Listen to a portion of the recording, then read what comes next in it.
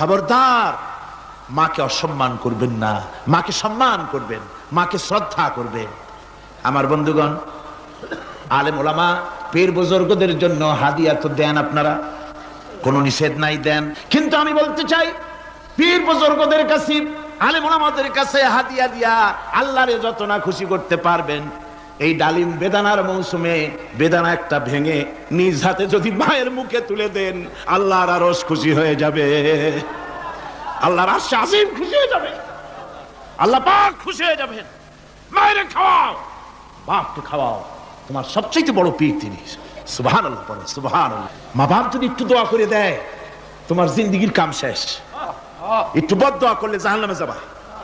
কোন পীর সাহেব বদদোয়া করলে জাহান্নামে যাবে এমন কথা নয়, কোন মাওলানা বদদোয়া করলে দোজখে যাবে এমন কথা নয়। মায়ের জাতির পায়ের তলে আল্লাহর বেহেশত।